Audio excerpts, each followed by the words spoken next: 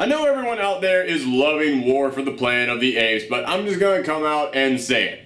I don't think this film captures the spirit and the tone of the original Planet of the Apes films. I hate every ape I see, from chimpanzee to chimpanzee. No, you'll never make a monkey out of me. Oh my God, I was wrong. It was Earth all along. I'm obviously kidding, but this might be the last Planet of the Apes films we get for a while, so I had to squeeze that reference in here somewhere. So this is it, folks. This is the finale. This is the final chapter in the Planet of the Apes prequel trilogy. Man, that is a mouthful. But I remember a couple of years back, when they announced Rise of the Planet of the Apes, everybody was kind of skeptical of that. Everybody kind of looked at that and went, why on earth are you making a prequel to Planet of the Apes? What story could you possibly tell with that? And it turns out it was a damn good story, because the last two films in this franchise blew everyone away, and I'll just go ahead and say it. This final film sticks that landing. This is indeed a worthy final chapter to what is one of the best trilogies in film history. But before I go any further, let's actually delve into what this movie is about. In this film, mankind is in their final days, but they're not going out without a fight. Woody Harrelson leads a rebellious militia that's out to kill all apes by whatever means possible, and he does something that causes Caesar to say, "That's it, I've tried working things out with the humans, but this is too much. I'm going to kill this guy no matter what." And you might hear that and think, oh, so this is a big, knockdown, drag-out, brutal war film, right? No, actually it's way more quiet than that. In fact, the second film is more of a big battle movie than this one. This movie is more of a Vietnam, small ragtag team and prison camp style movie, and it nails that tone. But the thing that makes this different from the other films is also what makes this a great end to a wonderful trilogy. While the other films focused on both the apes and the humans, this one solely focuses on the apes, specifically just on Caesar, making this truly his story. And that's what makes me want to go back and rewatch all these films in this trilogy together. Because looking at him in this film, and then thinking back to him in the very first film where he was just a baby, and thinking about how he got from there to here, it makes Caesar one of the most fascinating characters in cinema history. Yeah, you heard me, I'll stand by that statement. And while this film is primarily Caesar's movie, that doesn't mean the other characters are non-existent. Caesar is joined by two of his companions from the previous films, Maurice and Rocket, and they actually get to show off more of their personality than we've seen before. We also get a new chimp called Bad Ape, and he's sort of the comedic relief of the film, but that doesn't take away from the drama. Each of his jokes come right when you need something to release the tension that had been building up, and even if he is the comedic relief, that doesn't make him a clown. He's actually a very tragic figure. You can tell just from looking at him and the fact that he thinks his name is Bad Ape, he's been tortured, mistreated, abused. There is so much pain behind those eyes, and you feel it with each nervous line of dialogue. In fact, you feel the pain and emotions in each of these apes, and part of that is due to all the amazing mocap actors, but also just thanks to the stunning visual effects. These apes actually feel like they're there. Aside from one moment where you see a gorilla riding a horse. Yeah, that just looked weird. I mean, he would crush that thing.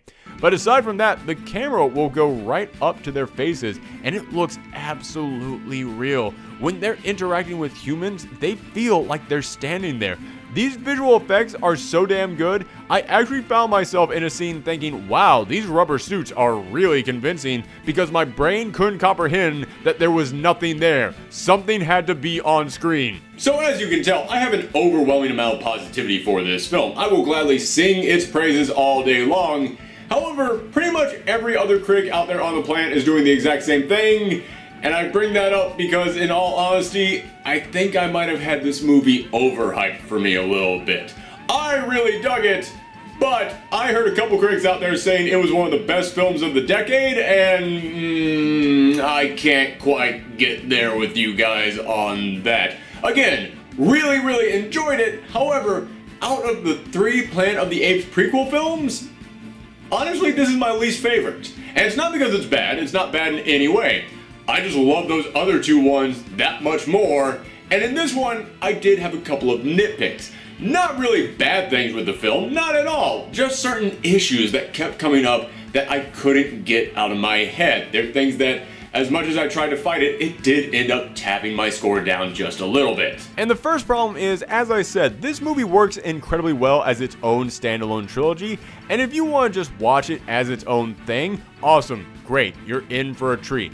However, it's also a prequel, and I feel like this was the film that needed to show us how we got to the original films, and instead I feel like there's still another 2 or 3 movies we need to connect the dots. In fact, Fox has already said that they're looking into making another phase of these films, and yeah, I kind of feel like you need that, but at the same time, I don't want that. I want this to be the big period mark that ended these prequels. And as I said, there is something in here that does make it the end of a trilogy, but not the end of the prequels.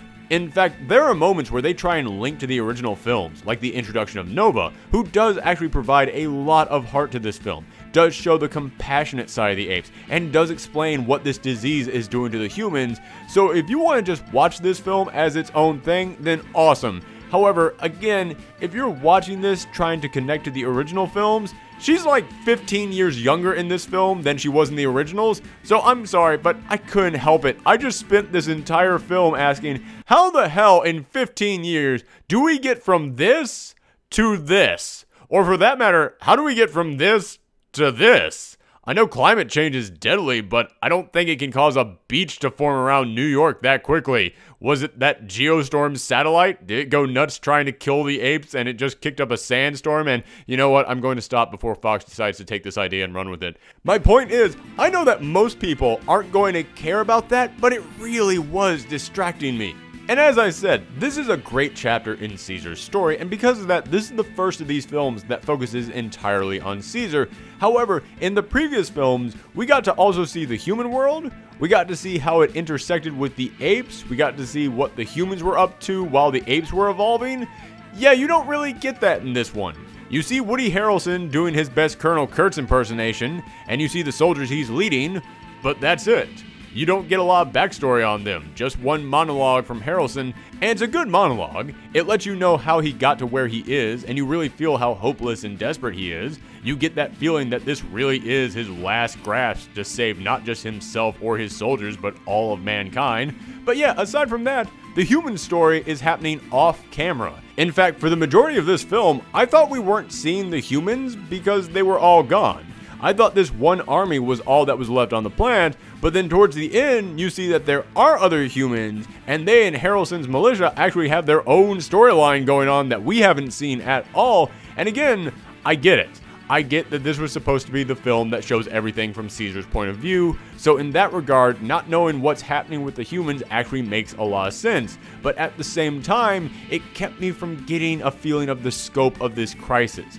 As I said, I didn't really get that feeling like we were going into the original films from here, and it's largely because I just didn't get a sense of what was happening in the world.